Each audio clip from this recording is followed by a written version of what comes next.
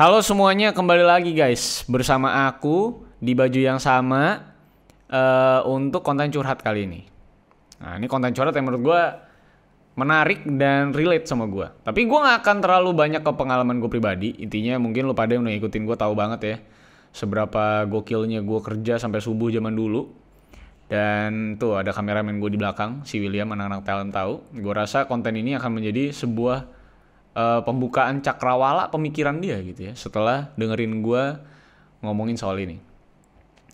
Inilah curhat tentang overwork, tentang bagaimana orang itu membangga-banggakan soal bekerja lebih dan memamerkannya di sosmed ya. Emang sosmed cancer banget gue liat ya. Makanya gue pakai sosmed juga dikit banget dan gue cuma pakai sosmed buat Facebook untuk beli mainan. Karena gue udah jarang banget pakai social media, dan kalau gue repost di story itu memang bentuk apresiasi gue karena gue selalu ngecekin kalian-kalian yang nonton gue. So, gue akan bahas soal overwork dan dampak overwork itu tersebut. Apa sebenarnya dampak buruk yang akan berlangsung setelah lu melakukan lembur atau overwork yang berlebihan. Itu juga yang sedang gue benahi di TLM dan DA, dan tentunya di kantor gue bersama dengan para founder dan tim yang lain. Oke? So, mari kita bahas soal overwork ini. 996 extended version gitu ya, di curhat kali ini.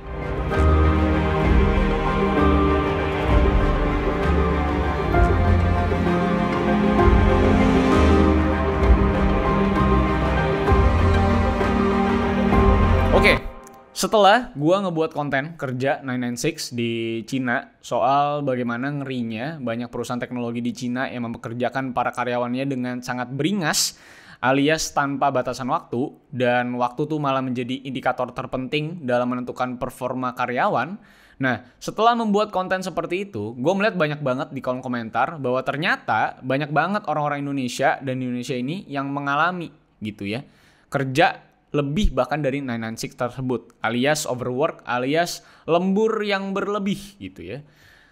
Gua pikir kan pada saat itu ya cuman sekitaran gue doang yang mengalami overwork, karena mungkin zaman-zaman gue startup gitu, dan gue punya investment dari investor, mungkin itu adalah eranya gue overwork. Dan gue jarang banget lah zaman-zaman gue di agency juga yang overwork cuma beberapa doang, gak semua orang.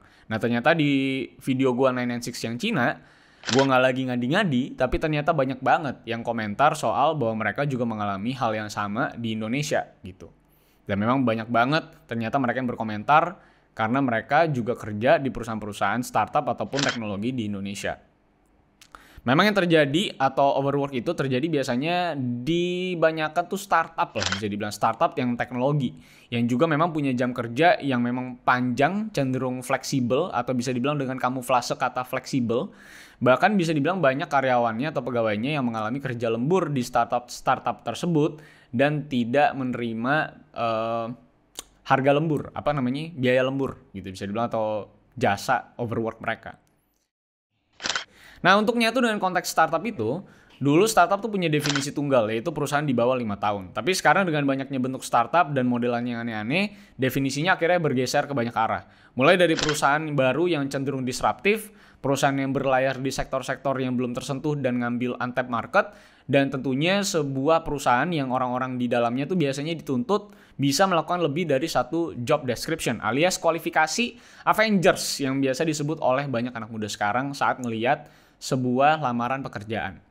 Nah, setelah mengetahui soal definisi startup tersebut yang cenderung kental dengan budaya kerja berlebih dengan kamuflase fleksibel, ternyata budaya kerja berlebih ini nggak baru aja terjadi. Dan emang betul, nggak cuma terjadi di Cina dengan 996-nya yang sempat viral kemarin.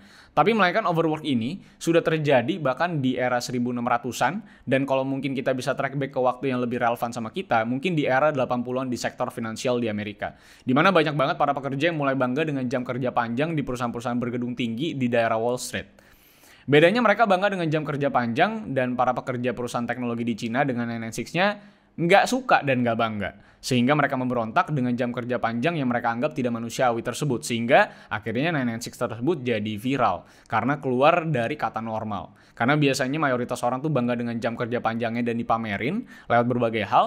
Tapi orang-orang di Cina itu melakukan protes secara simultan dan secara rame-rame dan secara sistematis lewat forum dan internet. Yang akhirnya membuat 996 ini jadi mengemuka sehingga menjadi viral. Padahal ternyata memang nggak terjadi di Cina doang, tapi di semua negara di dunia, khususnya di negara-negara maju dan negara-negara berkembang. Dan budaya bangga kerja dengan jam panjang yang berawal dari 80-an di Amerika bahkan memang tentunya sudah masuk Indonesia dari tahun 2010-an. Saat secara nggak sadar lu bisa lihat banyak kata-kata motivasi di banyak coworking space, perkantoran teknologi, dan juga berbagai startup. Dengan tulisan never give up lah, be strong lah, just do it lah. Sampai nanti mungkin ada kata-kata surrender and you die gitu, kalian bisa aja. Intinya banyak banget instrumen-instrumen yang terasa organik, seperti terbuat dari pekerja untuk para pekerja, padahal mungkin di sisi lain sebenarnya kata-kata motivasi tersebut adalah buatan dan pesan para kapitalis untuk para budak korporatnya untuk bisa tetap semangat dan bangga dengan jam kerja yang panjang dan tidak manusiawi tersebut. Dan tentunya mereka itu, para kapitalis ini berhasil banget ngebuat budaya overwork ini bukannya jadi sebuah ketimpangan dan ketidakadilan, melainkan menjadi sebuah kebanggaan di mata para karyawan. And it's work. Bahkan riset terbaru di tahun 2021 mengatakan bahwa rata-rata pekerja itu kerja ekstra selama 9,2 jam per minggu tanpa bayaran lembur. Naik dari tahun 2020 yang cuma 7,3 jam. Ini menandakan bahwa budaya overwork ini justru malah semakin menyebar dan semakin diterima dengan bahagia oleh para karyawan dan pekerja, setidaknya mayoritas para karyawan yang mencoba mengembrace atau menghargai proses tersebut. Dengan iming-iming keren dan pekerja keras. Itu kamuflasenya tuh. Nah, bahkan dari tahun 2014, budaya overwork pun juga udah sering kali diromantisasi oleh entah siapa yang memulai, gue juga gak ngerti, saat media sosial tuh mulai menyebar dan bergerak secara masif. Di mana banyak orang yang ngepost kerja mereka di sosial media mereka dan menunjukkan seakan-akan mereka tuh sudah bekerja di perusahaan impian semua orang, yang padahal di sisi lain mereka itu sedang dalam keadaan overwork di perusahaan yang mereka impi-impikan, yang ternyata tidak sesuai dengan ekspektasi mereka sebenarnya. Cuma mereka pengen pamer karena mereka nggak mau rugi aja gitu. Yang penting gue keren gitu ya. Kerja di TV-TV gede lah, kerja di perusahaan-perusahaan teknologi gede lah, atau kerja di startup-startup yang keren lah, yang punya konsep menyelamatkan bumi lah. Tapi sebenarnya mereka justru sedang dibudakin.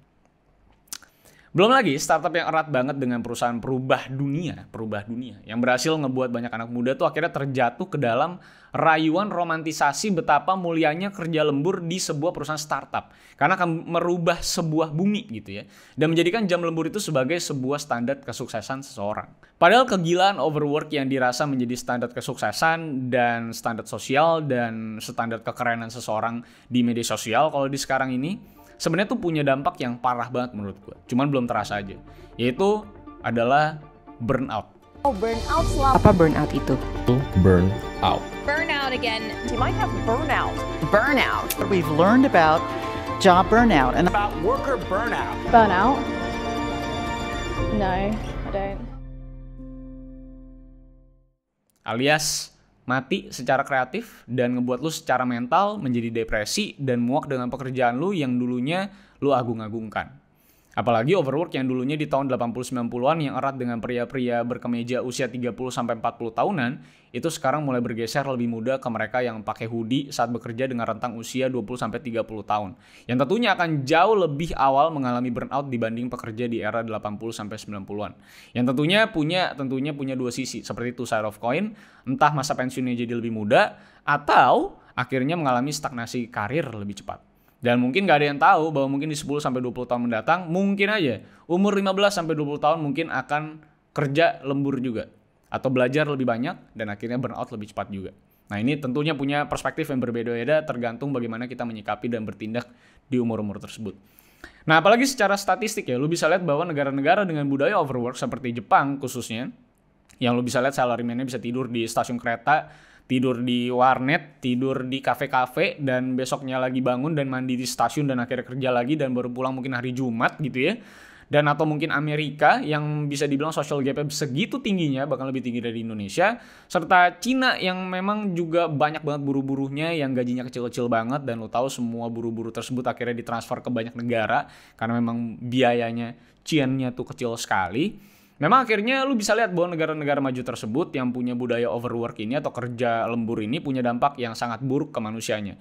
Dan sebetulnya dari sisi ekonomi pun mereka sedang mengalami kebobrokan di sektor ketenagakerjaan dan juga ekonomi mereka yang timpang sekali antara upper class dan middle class-nya. Jadi harusnya anak muda sekarang tuh harus bisa mulai sadar bahwa normalisasi overwork dan juga overproud dengan lembur dan ngepost itu semua di sosmed untuk menjadi sebuah tanda kesuksesan, tanda sosial, dan juga menjadi sebuah sindiran bagi mereka yang jam 5 udah ada di rumah dan nonton TV, untuk bisa mulai mencoba memikirkan soal kesehatan mental lu semua. Dan tentunya memikirkan tentang kreativitas lu semua masing-masing. Bagaimana dampak overwork ini dalam jangka panjang nanti jika lu gempur terus otak dan fisik lu secara berlebihan setiap harinya. Apalagi dunia teknologi sekarang terus bergerak maju sehingga lu bisa melakukan apa aja dalam kurun waktu 24/7. Kalau dulu orang mungkin tuh udah bisa bubaran jam 5 sore dari kantor dan minum-minum sampai jam 10 malam. Kini lu habis bubaran jam 5 sore, lu akan kembali lagi ke komputer lu untuk akhirnya bekerja lagi karena manusia dan teknologi lagi sudah tidak bisa dipisahkan. Bos lu bisa jam berapa aja chat lu dan minta lu ngerjain sesuatu, terlebih di masa pandemi karena lu kerja di rumah dan biasnya tempat lu istirahat dan juga tempat lu bekerja. Sehingga kerja dan jam istirahat lagi-lagi semakin memudar dan gak bergaris, dan nomaden, kerja remote itu semakin mengemuka sekarang. Dan akhirnya membuat orang tuh kerja jadi gak punya jam, sehingga bisa kerja kapan aja. Mau coba menghibur diri dengan internet, tiba-tiba ngelihat posan temen lu yang lagi masih kerja. Sehingga lu jadi termotivasi lagi dan akhirnya kerja lagi, gitu ya. Kan mengerikan gitu, bisa cepet burn out. Bahkan profesor psikologi dari Berkeley, yaitu Christina Maslach, bahwa tren pembuktian seseorang yang dulunya mungkin di era-era dulu banget itu mungkin dari goresan fisik, berantem gitu ya, sebagai pembuktian kekuatan dan yang namanya eksistensi di dunia, sekarang tuh berubah ke sebuah kata-kata. Kalau dulu kan berantem ya. Nah sekarang pembuktian lu sebagai laki-laki atau orang sukses itu nggak lagi cuman dari berantem atau mengukuhkan kejantanan lu. Tapi sekarang dengan sebuah kata-kata, gue nggak tidur men tadi malam karena kerjaan, gue lembur. Nah itu semua tuh menjadi sebuah kata-kata penanda eksistensi dan kekuatan lu dan standar sosial dan kesuksesan lu gitu. Dan itu menjadi sebuah kebanggaan yang diucapkan oleh anak-anak muda mayoritas sekarang. Tentunya nggak semua, tapi sebagian dari mereka. Dan gue sempat mengalami hal tersebut, bahkan gue sempat mempraktekkannya di zaman-zaman gue baru kerja. Di era-era gue umur 22-21 tahun. Dimana gue suka tengik gitu lagunya, ngomong sama orang bahwa iya gue belum tidur nih, kerjaan gue lagi bikin proposal segala macam. Kesannya keren gitu, padahal gue sebenarnya lagi memukul otak gue terlalu dalam dan sehingga bisa ngebuat gue akhirnya jadi overwork dan burnout dan akhirnya muak dengan kerjaan gue dan bukan lagi menikmatinya. Dan memang bahkan dari 2014 ya, budaya overwork ini tuh sudah bukan lagi sebuah kata, melainkan dijadikan banyak orang tuh menjadi sebuah kultus bagi sebagian orang bahwa kalau orang mau kaya, ya jangan tidur kalau bisa. Dan kalau bisa, kerja terus sampai mati. Dan ini selalu keluar kata-katanya dari para miliarder seperti Jack Ma maupun Elon Musk yang mengatakan mereka selalu bisa mencari orang lain yang mau kerja overtime dan gak ngeluh soal kerja lembur. Dan ini budaya yang akhirnya sudah menyebar ke seluruh penjuru bumi, tak terkecuali ke Indonesia yang bisa langsung lu sadari dengan sekarang nih buka IG story teman-teman lu yang suka ngepost soal kerjaannya. Coba lihat ngapain dia. Mulai dari agenda harian mereka, mungkin mereka post. Terus mungkin dia lagi meeting, dia post. Lagi seminar, dia post. Sampai layar laptop mereka juga mereka post. Silakan cek. Apa kegunaan mereka story itu? Ya, kalau bukan menunjukkan bahwa mereka sedang kerja. Gitu ya. Tapi untungnya ada pergerakan yang cukup membaik di masa pandemi ini soal perspektif overwork ini. Saat LinkedIn ini mengeluarkan data baru di tahun 2021 bahwa lebih dari 50% dari 5.000 pengguna LinkedIn, aplikasi yang urusan CV sama kerjaan gitu ya. Nah ini mengatakan bahwa jam kerja dan keseimbangan jam kerja itu menjadi salah satu concern mereka dalam CV mereka. Yang sepertinya mudah-mudahan jadi awal keseimbangan hidup para pekerja muda. Nah keseimbangan jam kerja itu yang biasa disebut sebagai work-life balance. Seperti tren anak Jaksel yang selalu self-healing dengan berbagai cara. Self-healing. Nah sambil menikmati work-life balance dan perjalanan memperbaiki overwork lu dan semoga dunia semakin ramah dengan para pekerja, gua harap lu juga punya device yang mumpuni untuk nemenin keseharian lu dan bisa akomodir seluruh kebutuhan lu dalam satu device yang tidak terpisah, sehingga lu bisa menghindari setidaknya persentase overwork setidaknya berapa persen supaya lu gak cepat burn out dan lu tetap bisa menikmati pekerjaan lu. Nah ini gue dikirimin lagi sama Asus sebuah laptop yang ditujukan buat orang yang punya banyak kebutuhan tapi cuman pengen punya satu device biar nggak repot. Ini adalah VivoBook Pro 14X atau 14X OLED N7400. Laptop ini sudah menggunakan Intel 11 Gen Ada yang varian Core i5 11300H dan Core i7 11370H. Yang keduanya dilengkapi dengan kartu grafis RTX 3050, udah cukup banget, dan driver Nvidia Studio Driver. RAM-nya udah 16GB dan penyimpanan SSD sebesar 512GB sampai 1TB terserah lo. RAM-nya juga udah bisa akomodasi lo untuk buka banyak browser. Nah, laptop ini juga bisa dibilang cocok banget untuk pekerja kreatif karena sudah dilengkapi dengan layar OLED yang memiliki tingkat akurasi warna yang sangat tinggi. Bahkan Asus itu bilang ini udah cinema grade, layarnya 14,1 inch 2.8K, HDR dan udah 90Hz dan DCI-P3 100. Menjadikan laptop ini akhirnya sempurna untuk melakukan pekerjaan kreatif yang berat di visual sampai buat nonton Netflix doang juga udah siap banget dan bisa benar-benar monitor itu bisa kita nikmati saat kita nonton entertainment gitu ya. Nah, untuk urusan audio laptop ini udah disupport dengan teknologi dari Harman Kardon, jadi udah pasti pecah banget suaranya. Pecah dalam konotasi bagus ya, bukan pecah sember gitu ya. Pecah udah bagus karena Harman Kardon yang ngurus. Dan karena dibuat untuk kalian pekerja kreatif, laptop ini dilengkapi Asus dengan Asus Dialpad yang sudah terintegrasi dengan aplikasi kreatif yang sering kalian gunakan. Dan nggak sampai itu doang, setiap pembelian laptop ini selain gratis Windows 10, laptop ini juga dapat subscription Adobe Creative Cloud selama 3 bulan. Lumayan banget kan menurut gue untuk ngurusin kerjaan lu. Nah, buat yang kepo sama laptop ini bisa cek linknya ada di bawah. Karena sekarang lagi zamannya anak kreatif. Jadi menurut gue akhirnya Asus ngebuat sebuah laptop yang bisa mengakomodasi pekerjaan yang paling mainstream sekarang, yaitu adalah kreatif. Tapi semoga ini bisa membuat lu tidak overwork ya, dan bisa membuat semua pekerjaan lu jadi lebih efisien, dan lu bisa menikmati hiburan lu juga di laptop ini karena lagi satu layar inilah yang menjadi teman kita di era-era sekarang ini. Dan tidak bisa dihindari itu. Tapi intinya sekali lagi, gue gak pernah menyalahkan lu semua jika lu mau kerja extra miles, overwork, atau apapun itu. Karena selalu lah kerja keras dan pengorbanan gak pernah mengecewakan kita para pelakunya.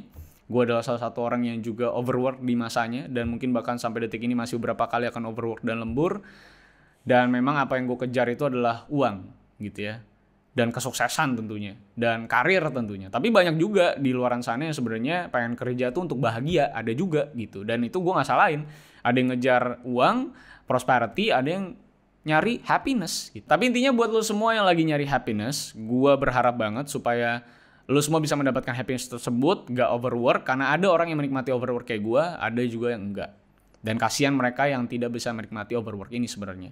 Jadi kalau misalnya lo mau cari kebahagiaan, carilah kantor yang paling cocok dengan environment tersebut. Dan semoga lo bisa menemukan, dan semoga lo bisa mengatur jam kerja lo supaya lo gak burn out lebih dini. Gitu ya. Pastikan intinya kalau lu mau overwork ya, itu kalau bisa kerja atau overwork lah untuk diri lu sendiri dan bukan diam aja di dalam comfort zone dan sibuk memperkaya orang lain. Jadi kalau mau capek kerja lembur, pastiin itu buat jadi portfolio lu untuk loncat ke peluang yang lebih besar dan apresiasi diri lu dengan seimbang biar nggak stres dan setidaknya lu adil sama diri lu sendiri. Ingat, menurut gue jangan terjebak dengan romantisasi kerja berlebih karena lagi dari era abad 16-an budaya overwork ini sudah disosialisasikan sebagai bentuk romantisasi palsu dan akal-akalan sebagian pengusaha untuk menjebak para pekerjanya. Menurut gue sih itu. Karena lo bisa lihat di film zaman 80-an ada American Psycho dengan kerjaan yang kerennya, ada Wall Street, dan banyak film-film lainnya yang ngebawa soal businessman yang kerja overwork lalu kaya raya. Yes, rahasia dari kekayaan adalah kerja keras, tapi ingat, luck atau hoki adalah salah satu hal yang juga penting. Ada yang kerjanya biasa-biasa aja terus kaya, juga ada. Emang gak masuk Forbes, tapi setidaknya cukup lah. Kalau mau beli AP gitu sehari gitu ya. Tapi itulah dia. Gue berharap anak-anak muda yang terus bergeser jam kerja overworknya sekarang. Dulu mungkin 30-40 tahun, sekarang 20-30 tahun. Gue berharap lu pada gak usah ngadu kaya juga di sosmed. Biasa aja, nikmati hidup lu, bahagia aja. Apapun yang lu kejar, semoga lu bisa gapai itu semua. Dan karena mayoritas dari anak-anak muda kerjanya di kreatif, ingat, semuanya bisa berakhir dengan burnout and it's science. Jadi benahi jam kerja lo. So, sampai jumpa. Jangan bangga-bangga kalau lembur. Tapi kalau bisa tegur bos lu justrunya. Kalau bisa lu story, lu tag bos lu gitu. Lu masih kerja di malam itu untuk memperkaya dia gitu ya. Sampai jumpa di kesempatan lainnya, di curhat lainnya, di mana ini adalah hal yang gue rasakan di 5 tahun yang lalu saat gue kerja untuk seseorang dan membuat orang tersebut lebih kaya daripada gue dan gak fair sama diri gue pribadi. Dan hari ini gue ceritain lewat riset. Oke? Jangan lupa like, share, dan subscribe. Follow gue di @rivalsantosa. Gue di Instagram dan Twitter. Sampai jumpa di curhat selanjutnya. Lalu signing out. Bye-bye guys. I lost myself. I waited to